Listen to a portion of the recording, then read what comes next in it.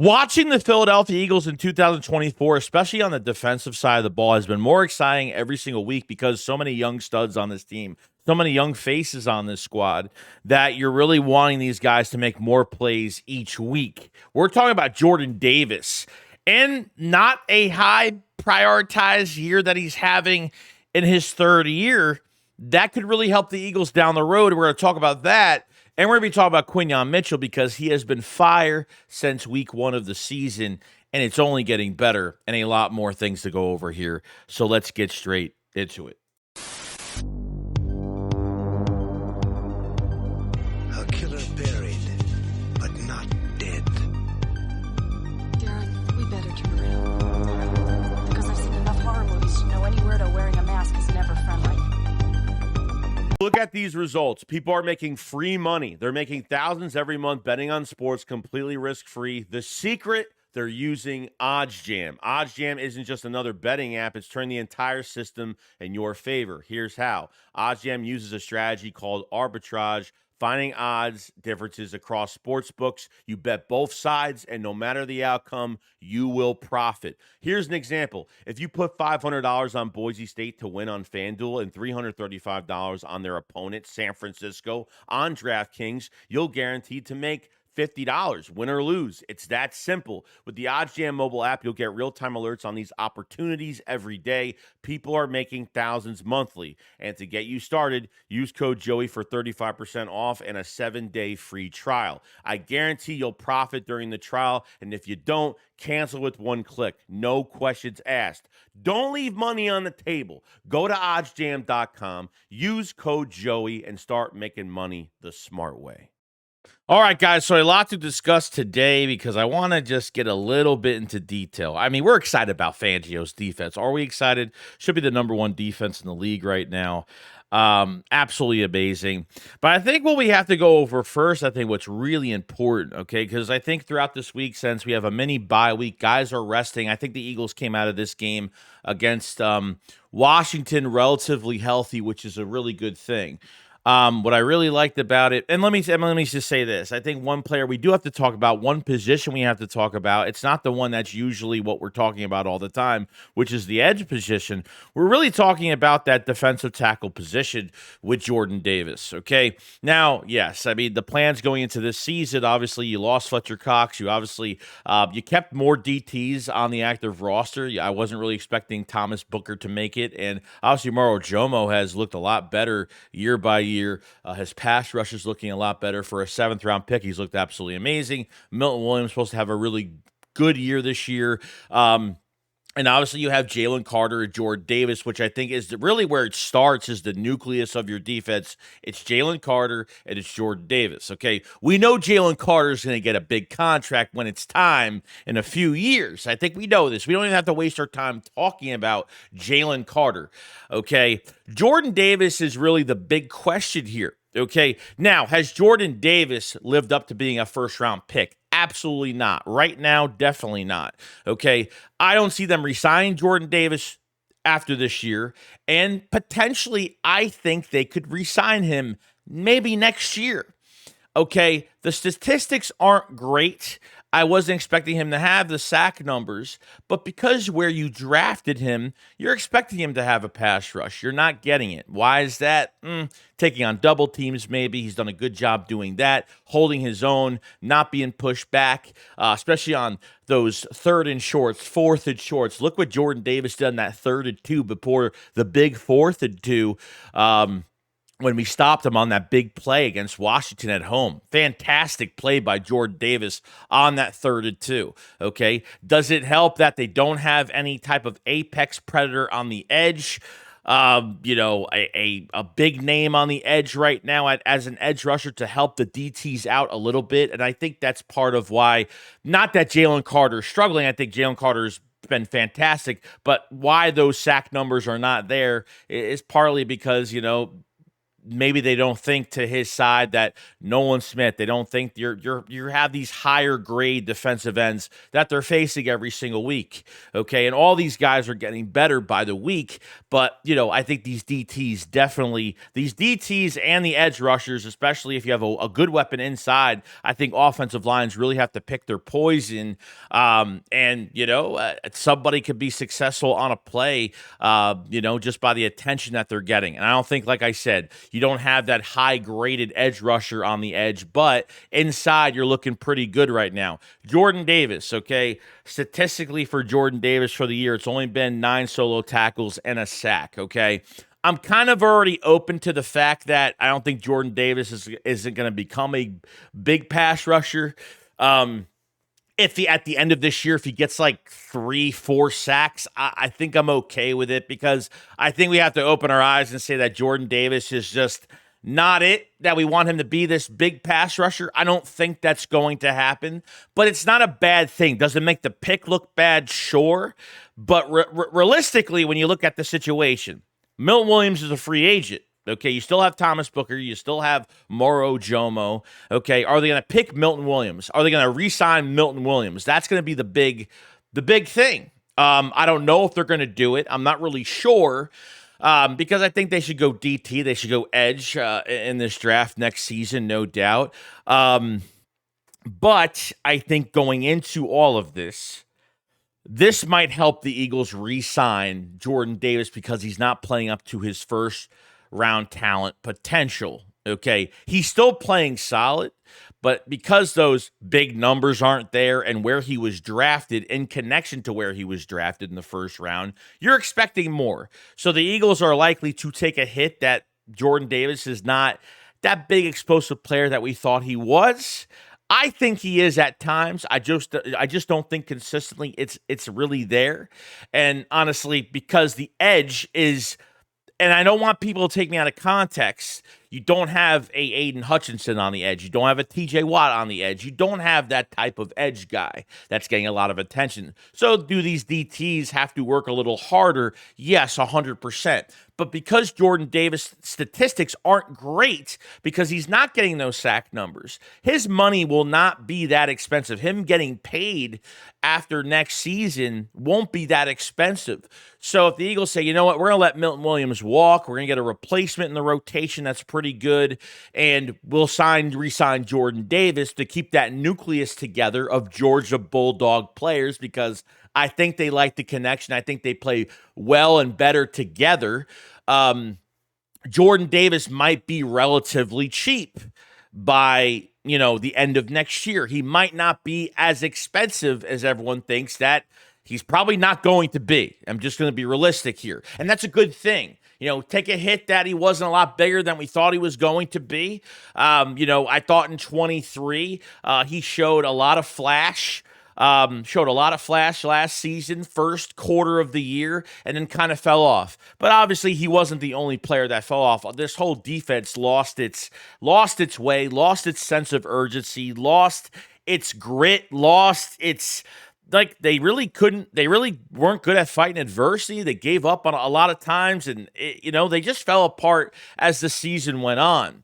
Okay, obviously under a different defensive coordinator and things like that. So, it'd be interesting to see what Fangio would like to do at this defensive tackle position, which we already know that Jalen Carter is going to have a big payday sooner or later in a few years, which is great. So if you want to say, you know what, Jordan Davis is a good player with the group of guys that we have, okay? And I think he's solid. I think he's fine. I have no issue with Jordan Davis. I'm not going to just be like, for a first-round pick, sure, he's not developing. He's developing, but he's not as what he is for where he was drafted, but he's being very solid. He's holding those double teams. He's holding his blocks. He's being that solid rock with the roots in the ground, holding it there, being a run stuffer, and blowing up plays when he can. And trust me, when he has his opportunities, when he can blow up plays, it's fantastic thing to see.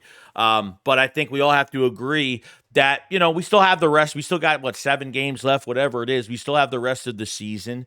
But, he's flashed at the pass rush as a pass rusher, but I don't think we're going to look at him like that any further. I'm not. If he gets a sack or two, great. Like, I don't have him having over 4 or 5 sacks this season. If he gets to 3 sacks, 4 sacks, 5 plus, even better. Great. I'm expecting him to kind of hold it down in the trenches and be that stone wall that I know that he is. And I think he's done a really good job on the short yardage. And the Eagles, I thought, did a fantastic job in the trenches last week. And I think that's just getting better. You win your games on the trenches. A lot of games start with it really starts with your defensive line. It starts with the offensive line, the defensive line.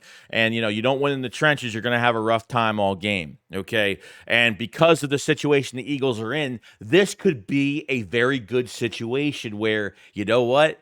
Maybe he's not playing high potential, but you know what? He's playing solid, and maybe he doesn't want to leave Philadelphia. Maybe he's going to be like, look, I want to stay here. I want to try to get something done.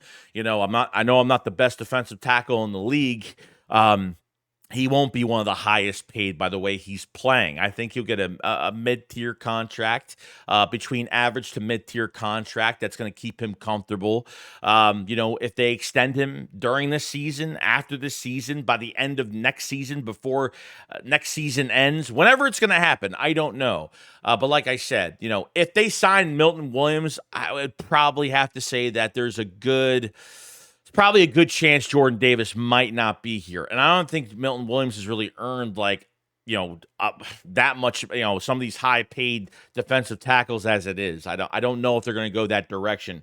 If I'm re-signing somebody immediately, it's going to be Zach Bond and it's going to be Mekhi Becton. Those are like my 2 top sign right now type players, okay, for the offensive line and obviously, at linebacker, because they need to lock somebody up that's playing at a high level and being that Vic Fangio protege under this defense, okay? This isn't bad news. I think this is good news. There's a loophole here. If, it's bad only from where Jordan Davis is drafted, but it's good because I think they're getting a lot more out of this defensive line than I thought they were really going to get out of. And because you have a good secondary behind it that we haven't had since the early 2000s, we haven't had good linebackers, good secondary, good corner. I mean, we don't have that. We never used to have that cleanup in the back end. And for recent years, we've always had a good defensive line with a lot of rotation where sometimes our secondary would get exposed. This isn't the case now. And they drafted 2 studs, which I'm going to get into in this next segment. So Jordan Davis, I feel good about him. I feel like there's a loophole because he's only playing solid and he's not playing for his talent in the first round. I think he'll be plenty affordable for the Eagles to keep around on a average 2 mid-tier contract. So I think that's a really good thing going forward. Because we haven't talked about Jordan Davis in a while. Kind of want to go through his thing, what's going on.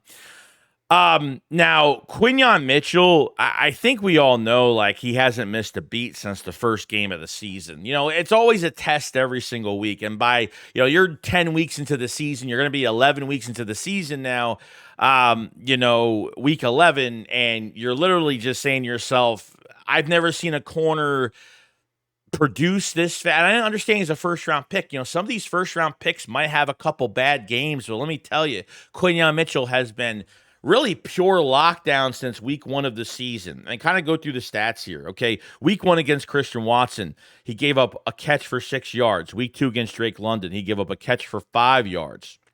Week 3 against Chris Olave, which I think was his worst game of the year, he gave up 2 for 23. Against Mike Evans, he gave up 2 for 19. Against Amari Cooper, he gave up 1 for 10. Against Malik Neighbors, he gave up 1 for 9. Against Jamar Chase, he gave up 2 for 19. Against the Jaguars in general, he gave up 1 for 11. Against the Cowboys, I think he gave up a catch or 2 for 14 yards.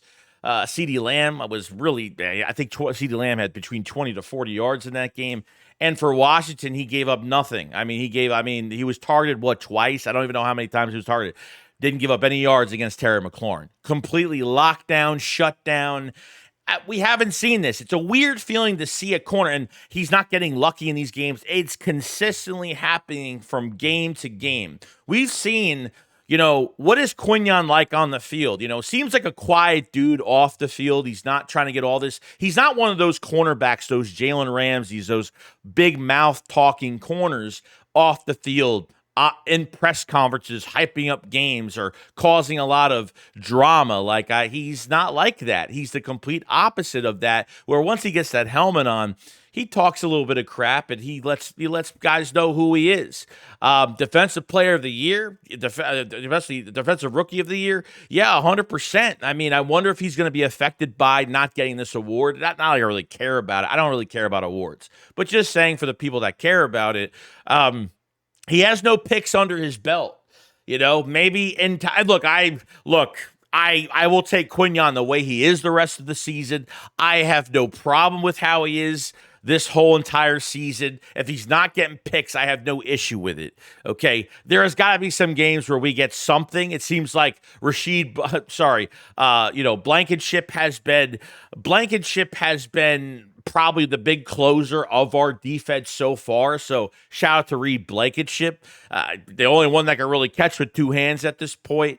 But Quinyon Mitchell, though, it's just, I'll take him having these consistent games every single week. The Mike Evans mic'd up situation, we saw that Mike Evans really said, man, Quinyon Mitchell, he's the one with all the juice. He's got the most juice out there. It's like, I don't know who you are, but you don't know who he is, but I think he's starting to get a little bit of attention. I don't know. He's facing better receivers. I don't think Terry McLaurin is the best receiver in the league, no doubt. I think he's faced better receivers earlier this season, but I think the rest of the season is going to be very, very interesting. I think you landed on a gold mine here with your first two picks. Your secondary is set for years. You just got to work on some of the depth that's behind at nickel, and there's really not much. I think linebacker set for a long time if they resign Zach Bond. I think cornerback is set for a long time. You still have Eli Ricks. You still have, obviously, Keely Ringo there if Slay leaves or retires or gets traded by the end of, the season. So that's going to be interesting. I think safety is right. I think you're ready at safety. You got Chauncey for a couple more years. You have Reed Blankenship that's here for one more year. They re-signed him this past year to another year, so he will play throughout the 2025 season. It's going to be hard for me to get rid of Reed Blankenship as much as I talked all this shit about him the whole entire offseason this past offseason. I was like, you know what? Man, didn't think he had good coverage, but he actually does at times, and have to give him props as of right now. And you have Sidney Brown that came back from injury and ready to go, and he's a starting caliber hybrid safety / corner. So realistically, man, there's a lot of youth. A lot of our draft picks are playing the last few seasons, and a lot of players, because of injuries, have had to come into these games and play. It's good to get good starting opportunity. You know what I mean? Get some starts under your belt. See how the real game is when you're not practicing, when you're not in a preseason game or a training camp practice, or a practice during the week. It's much different in a game, obviously. So I feel really good. I think the only missing piece of this defense right now is getting a top-notch edge rusher. And I think the edge rushers are doing well right now, but I'm talking like a top talent that offenses are going to be afraid of. Plus Jalen Carter, plus Jordan Davis. Josh Sweat's going to be a free agent after this year. Graham might retire, so edge rusher will be a big need sooner or later. Okay, and definitely by next year, no doubt. So, Quinyon Mitchell. I haven't seen this in a long time. I haven't been through like a corner actually playing this good in years. You signed, when you trade for Darius Slay, you traded for him because the Eagles obviously needed help at corner, and they've always went into the trades, or for years they've gone into the free agent bucket to pick up, corners that are either out of their prime or maybe good as role players, or they've really depended on a pass rush for everything. But now, since your pass rush is looking pretty good, they're not getting the sack numbers at times. they sacked, I think they sacked, Jaden Daniels 3 times last week. Okay. They're getting some sacks, which is great, which is awesome. But I mean, you have a back end that does really good cleanup. Just be disruptive. If you can't get the sack numbers, then be disruptive. And trust me, you have a fast reacting defense. Okay. We play fast off the ball between the defensive line. I mean, the 4th and 2 is one of my favorite plays because I was like, man, I mean, a lot of plays this season. A lot of guys are making plays, wide open one-on-one tackles, flat passes. Eagles not missing tackles on that first tackle, which was great. And even really the only bad thing I could say about this defense from the Commanders game was that bad punt by Braden Mann at the Eagles 44. The Commanders 44. 42 to the 44, and then it took them 4 plays. We missed some tackles. We didn't look great, and they tightened up, and they played much better. That was really the only series I had an issue with the defense, but I thought they held their own. They were against the refs. They were against the Eagles' offense at times. I think we can agree with that, and they were against themselves, man. They were against everybody in that game, and they held it down. It doesn't matter how many face masks they missed. Doesn't matter anything.